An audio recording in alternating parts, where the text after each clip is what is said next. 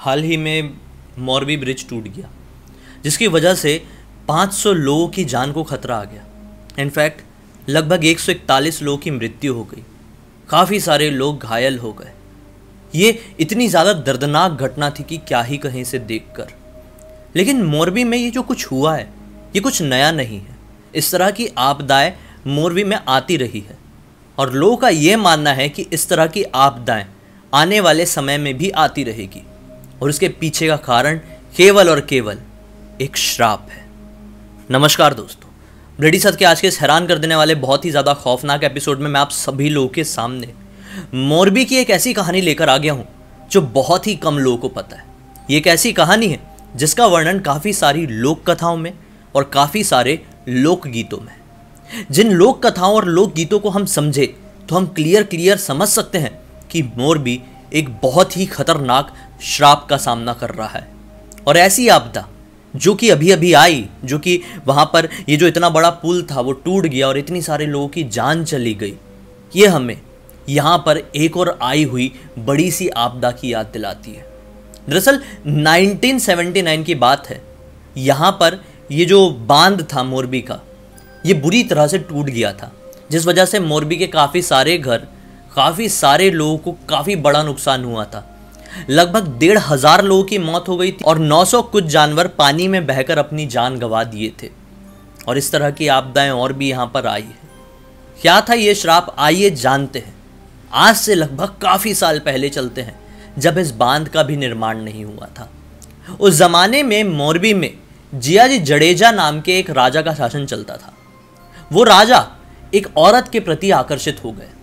उस जमाने में कुछ ऐसे लोग होते थे, खासकर राजा अगर अपनी जिद में अड़ जाते थे तो फिर पीछे नहीं हटते थे।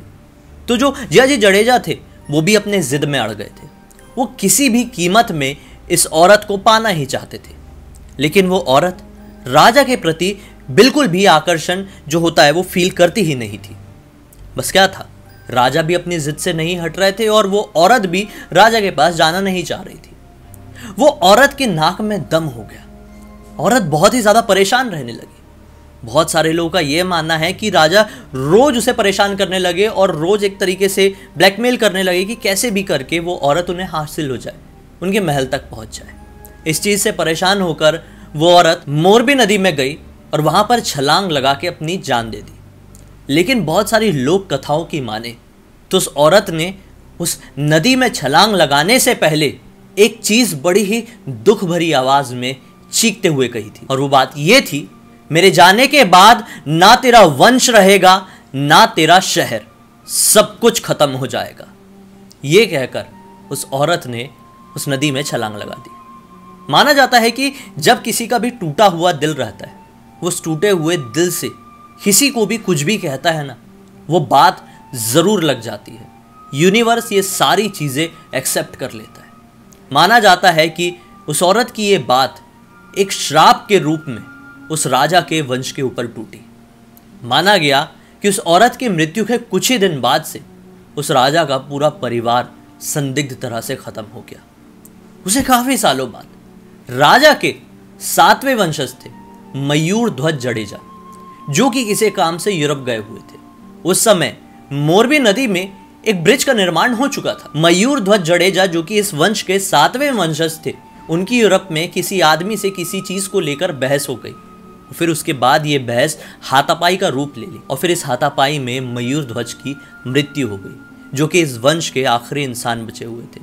1978 में इनकी मृत्यु हो गई और 1979 में, मतलब इनकी मृत्यु के कुछ ही दिन बाद, ये बांध टूट गया, जिस वजह से पूरे मोरबी शहर में एक बहुत बड़ी, समझ लो आपदा, एक बाढ़ आ गई, जिस वजह से काफ़ी सारे घर बह गए, काफ़ी सारे लोगों की मृत्यु हो गई। लगभग 1,500 लोगों की, काफ़ी सारे पशु खत्म हो गए। और फिर वापस से वो शहर खड़ा हुआ, जैसा कि हमेशा होता रहा है। इससे पहले भी लोगों का मानना है कि काफ़ी सारी आपदाएं मोरबी में आती रही हैं। 1979 के बाद वापस से 2022 में एक और बड़ी सी दुर्घटना मोरबी ब्रिज में बीत गई, जो कि आप सभी लोगों को पता है। 500 लोग इस ब्रिज में सवार थे और ये ब्रिज टूट पड़ा, जिससे 500 के 500 लोग नदी में गिर गए। 141 लोगों की मृत्यु हो गई। लेकिन यहाँ की लोक कथाओं और लोक गीतों को जाने तो ये आखिरी बार नहीं है। इस तरह की चीज़ें उस औरत के श्राप की वजह से यहाँ पर घटती रहेगी। वहीं पर आप नॉर्मल लोगों की माने, जो लोग ऐसी लोक कथाओं पर, लोक गीतों के ऊपर विश्वास नहीं करते हैं, उनका कहना है कि ये केवल और केवल एक बड़ी दुर्घटना थी, इसको किसी भी तरह की लोक कथा से जोड़ा नहीं जा सकता। लेकिन अगर ये लोक कथाएं और लोकगीत सच है तो उस औरत का श्राप एक कहर की तरह मोरबी में बरस रहा है, जिसे शायद कभी कोई नहीं रोक सकता। उम्मीद करता हूं दोस्तों कि आज के इस वीडियो के ज़रिए आप लोगों को एक अलग जानकारी मिली होगी। हालांकि ये वीडियो छोटा था, लेकिन कुछ डिफरेंट जानकारी मुझे मिली तो मैंने सोचा आप लोगों तक पहुंचा दूं। इसी तरह के और भी वीडियो आप लोगों के सामने लेके आते रहूँगा। बहुत सारी अभी रिसेंट में मुझे आप लोगों ने हॉरर स्टोरीज़ भेजे हैं, मेरे ईमेल पे भी, मेरे इंस्टाग्राम पे भी, तो मैं उन स्टोरीज़ के ऊपर भी वीडियोस बनाने वाला हूँ। और अगर आप लोगों ने मुझे नहीं भेजे हैं, भेजने का इंतज़ार कर रहे हैं केवल मेरे हाँ कहने का, तो आप अभी जान लीजिए कि हाँ, मैं चाहता हूँ कि आप मुझे कहानियाँ भेजें, आप मुझे घटनाएँ भेजें, ताकि आपकी घटनाएँ मैं लोगों तक पहुँचा सकूँ, लोगों को सतर्क कर सकूँ, उनको मनोरंजन दे सकूँ। आज जाने से पहली बार मैं ये कहना चाह रहा हूँ दोस्तों, बहुत सारे लोग जो हमारे ब्लडी सत्य चैनल को देखते हैं वो लोगों ने सब्सक्राइब नहीं किए। आप देख सकते हैं ये है आंकड़ा, नॉन सब्सक्राइब, मतलब बिना सब्सक्राइब किए हुए आप हमारे वीडियो देखते हैं और लौट जाते हैं। और बहुत सारे ऐसे भी लोग हैं जो सब्सक्राइब करके वीडियो देखते हैं, लेकिन नॉन सब्सक्राइबर्स की थोड़ी गिनती ज़्यादा है। अगर आप लोग वीडियो देख रहे हैं तो सब्सक्राइब बटन को दबा देंगे तो इससे आपका कुछ नहीं जाएगा, आपको कोई पैसे भी नहीं लगेंगे, लेकिन हमारा जो कॉन्फिडेंस है, हमारा जो एक मोटिवेशन है वो और भी ज़्यादा बढ़ जाएगा। क्योंकि कहते हैं ना कि जितने ज़्यादा नंबर्स होते हैं उतनी ज़्यादा कॉन्फिडेंस आता है, एक वीडियो बनाने की गर्मजोशी आती है। हम इसी तरह से आप लोगों का मनोरंजन देते रहे, हम ये चाहते हैं, और अच्छे बेहतर कॉन्फिडेंस के साथ। तो इतनी ही रिक्वेस्ट रहेगी कि चैनल को देखते हैं तो प्लीज़ सब्सक्राइब भी कर दीजिए दोस्तों, हमें भी बहुत अच्छा लगेगा। उम्मीद करता हूँ कि ये वीडियो आप लोगों को अच्छा लगा होगा।